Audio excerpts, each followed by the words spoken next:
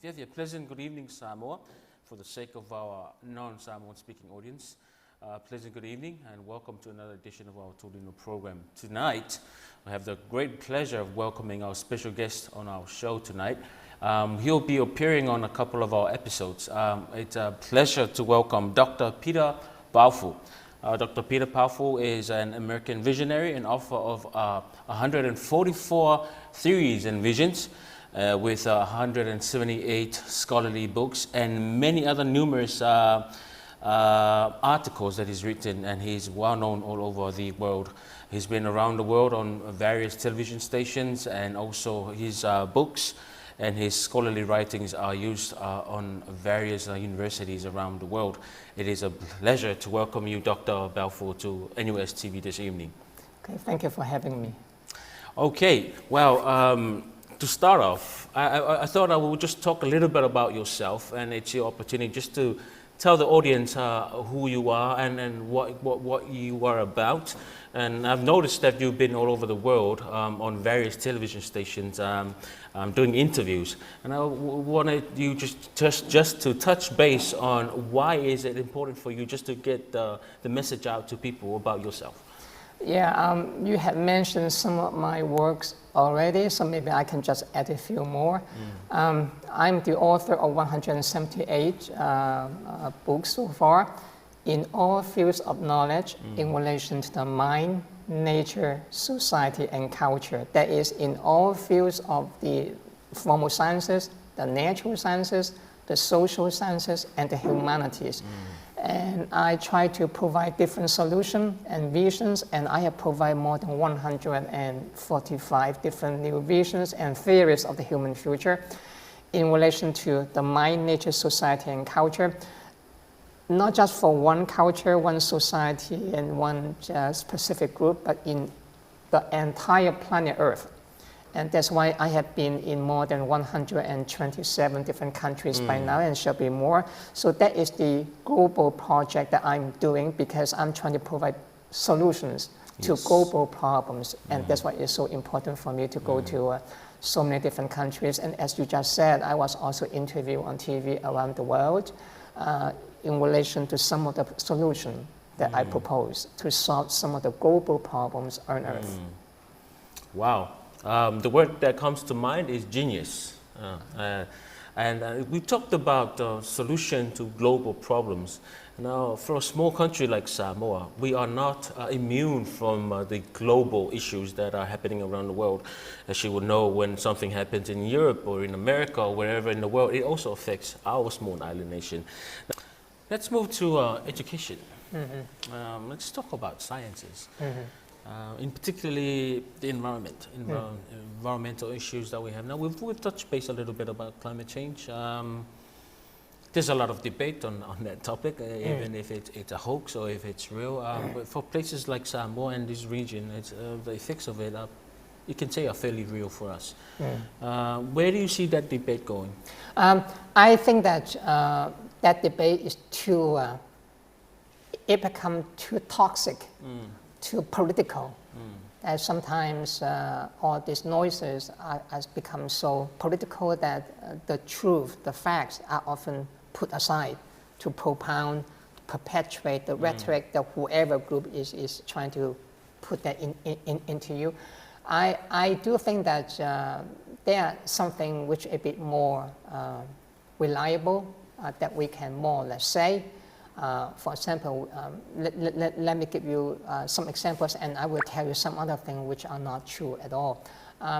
Some of them quite reliable based on the science that we have. We do know, for example, that there's not a hoax. There's a serious issue. Climate change doesn't happen today. It's the legacy of both natural and non-natural human-made causes. Those people fighting for the environmental causes, they're often portrayed as human cause. That's not true. Quite a number of those causes of climate change have nothing to do with industrialization. It's part of the natural causes in relation to the moon, in relation to the sun, in relation to the geology of the earth. It's part of that. So it's not because of that. On the other hand, yes, there are industrialization in the last 300 years have been a major cause of that, but I said one of the a major cause. I did not say the cause. There are many causes, but there's one major cause for that. But a lot of that had to do with Western nations. Much of that is because of the industrialization of the Western world. Many of them are the developed ones. Some of them are not in the West, let's say Japan, for example, South Korea, but they are the later comers. I'm talking about some of the more well-known Western ones. So part of that, I think that in terms of the problems and the solution, I think they should contribute more to the global agenda. Unfortunately, they are not doing that. Very wealthy Western nations are not willing to give more. But I think that they have been benefiting the most from climate change because of industrialization now. Countries in Africa, in Latin America, in the Pacific Islands, in the Middle East, in South Asia, Central Asia, Southeast Asia, Northeast Asia, they are in the process of catching up, of development and modernization and all the industrialization. So they are also contributing to that too, including China, for example. But remember that they are in the process of catching up. But the legacy has much to do with climate change. It doesn't happen just the next day. When you industrialize, all this will take years, decades for them to eventually affect the climate. Understand me? It isn't that you industrialize today and tomorrow there will be the climate change become hotter. It doesn't happen like that. So this happened like 700 years ago. It had been gradually affecting. So yes, so that we also know that climate change can affect in different ways. It doesn't have to be hotter all the time. It can be colder too. Yes. So we also know that it can affect human lives in different ways. Rising sea level, crop production that I just mentioned to you. I mean, we know that this is affecting in different ways, but I think that that is not the real issue. The real issue is about what are you going to do with that. That is, I think, the most important issue. Though, blaming, cursing, this is, for me, it's just rhetoric. I think we should spend more time talking about the solution. Now, that is the most politically sensitive, controversial point, because people just disagree. I just mentioned some of them. Western countries which have benefited so much from industrialization are not willing to give too much help. Germany, for example, is a good example. The US, for example, the UK, for example, all of these countries, and France, all of these countries have been benefiting from them, Japan too. So that is a major point, and the other point is how are you going to do with the solution? There are a lot of different solutions, but again, that one is not value neutral. It depends on your ideology again. If you're on the right, for example, you believe in laissez-faire, you believe in the free market, you will say, oh, just stop talking about the government intervention, regulation and all that. Let the market take care of itself, and eventually the market will find a way to balance out. Well, if you wait until the market to decide, you will wait until the end of history. The long term, you will be all dead, so to speak. You heard about that slogan. So, but on the other hand, if you're on the left, they will blame everything on that and say the government should take the lead, the government should do this, and this, and that. I think that that's also too much. So that is dependent on your value judgment and your ideology. But I do think that they are working on that. But I do think one prediction that I made in my publications, I do not mean to sadden you or sadden the audience. The Earth, as we understand that, that's my prediction, is not sustainable. We have to move out. Okay.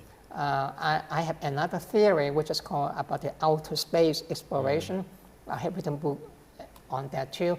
And I predict that we are moving out. In fact, another theory, remember, I'm not the founding fathers of only 2 theories or 3. I have 145 so far. Another theory is what I call post-humanity.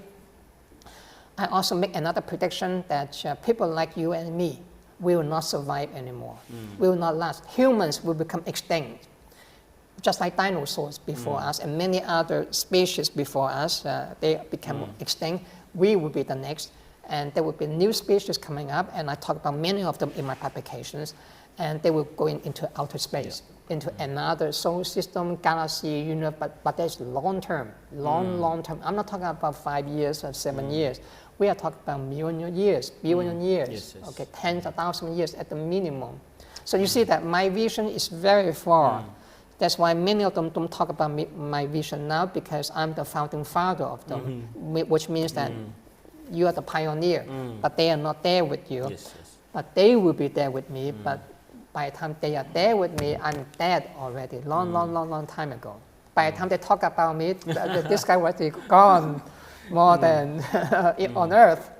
But that's what a visionary is supposed to be. Dr. Peter Baofu, it's been a pleasure talking to you. Thank you very much for availing your time to spend with NUS TV. And I'm sure our audiences, as myself, have, I've been intrigued, I've been educated, I've been enlightened, and I'm sure that our audience have felt the same. Thank you very much for being part of this discussion. And with that, ladies and gentlemen, brings us to the end of our program.